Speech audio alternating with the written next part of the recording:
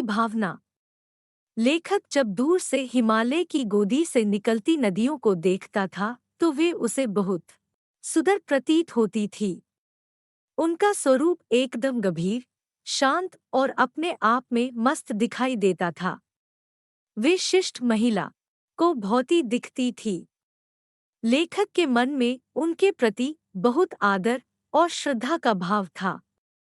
जब वह उनमें डुबकियां लगाता है तो ऐसा प्रतीत होता जैसे माँ, दादी, मौसी या मामी की गोद में खेल रहा हो, अर्थात नदियों के साथ लेखक की आत्मीय भावना जुड़ी थी।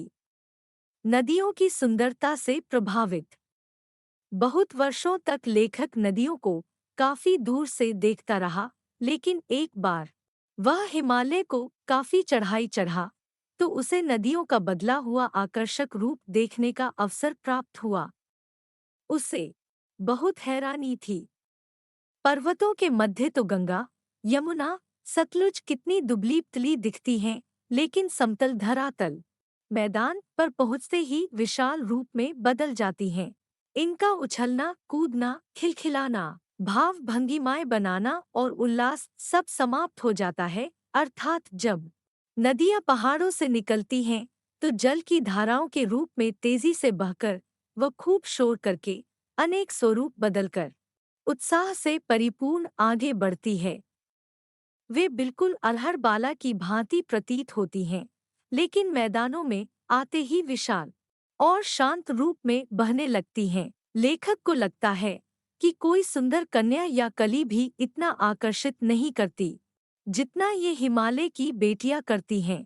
नदियों का लक्ष्य। लेखक को यह समझ नहीं आता कि निरंतर शांत स्वरूप में आगे बढ़ती नदियों का लक्ष्य क्या है। ये किससे मिलने की चाह में आगे की ओर बढ़ती जा रही हैं। अपार प्रेम करने वाले पिता हिमालय को छोड़कर ये किसका प्रेम पाना चाहती हैं। जिस प्रकार बेटियां ससुराल जाने के समय मायके की हर चीज जिसे वे प्रेम करती हैं खुशी खुशी छोड़ जाती हैं, उसी प्रकार ये हिमालय की बेटियां भी बर्फ से ढकी पहाड़ियां, पौधों से भरपूर घाटियां, गहरी गुफाएं, हरी भरी घाटियां सब कुछ छोड़कर समुद्र की ओर बढ़ जाती हैं। कुछ आगे बढ़कर देवदार, चीड़, सरो, चिनार, सफेदा, कैल के जंगलों में जाकर उन्हें अवश्य अपने बचपन की याद आती होगी।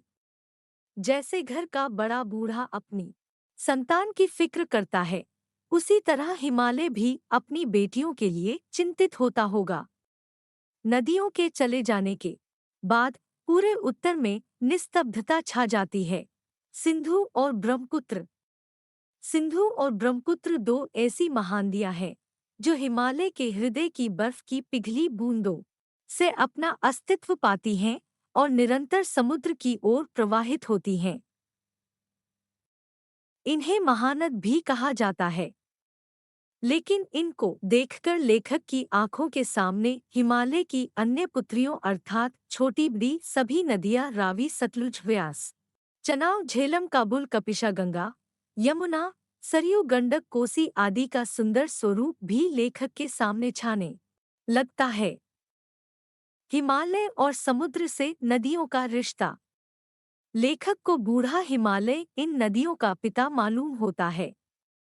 जिस प्रकार छोटे बच्चे माता पिता से कोई शर्म नहीं करते उसे लगता है, वैसे ही इन नदियों ने भी अपना नंगधड़ंग बचपन हिमालय रूपी माता पिता की गोद में बिताया है और फिर बड़ा स्वरूप पाते पाते ये चल पड़ती हैं सागर के पास। ऐसा सोचते ही लेखक को सागर दामाद और हिमालय ससुर लगता है, यानी हिमालय ने अपनी बेटियां सागर के हाथों में सौंपी हो।